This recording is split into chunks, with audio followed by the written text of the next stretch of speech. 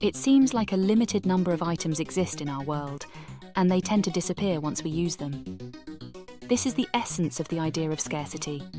Hi, I'm Joyce AI. Let's talk about scarcity. When we talk about a limited amount of things like food or trees, we talk about scarcity. We say that wood is scarce, and we should preserve as much of it as possible, because if we don't, there won't be any wood left anymore. That is not the whole story, though. When you cut down a tree and make, let's say, a chair out of it, you are merely changing the shape of the tree. If you burn the chair, you transform the tree from matter into energy. You can't really get rid of the tree. You can only change its shape, definition, or state. That is the law of the perseverance of energy. E equals mc squared. Food seems to disappear when we eat, but that is not entirely accurate either.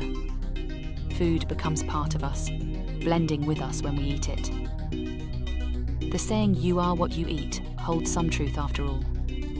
Science shows us that matter and energy are interchangeable. It also shows us that there is a finite amount of matter energy in the universe, and that amount is constant, it cannot change. This means that the amount of food and trees can't truly change. Only their shape and condition can be altered. Things can blend into each other and change their essence and meaning, but they don't disappear altogether. On the other hand, a tree is not as useful to us as a burnt-out chair, and food can't be reused after it blends with us. In that way, those things are scarce. So we made a chair out of our tree and then burned it. Can we get it back?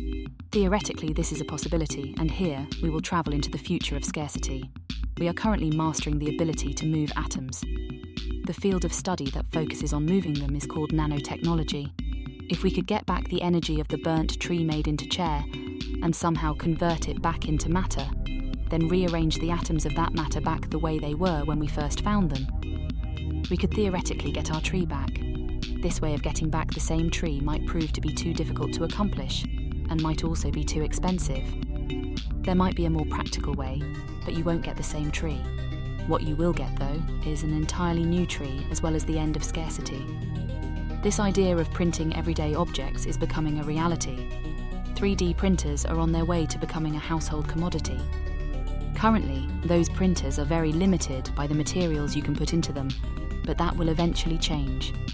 When the ability to move atoms makes its way into 3D printing, imagination will become the only limit. You would take one material and change it to another by changing the composition of its molecules.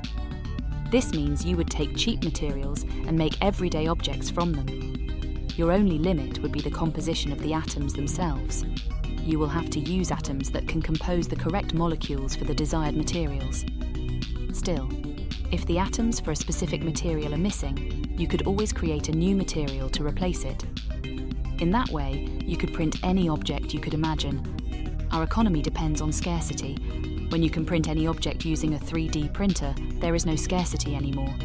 You could print out food, trees, chairs, and clothes. You would be able to use 3D printers to print 3D printers. You could even print money, but money would be useless.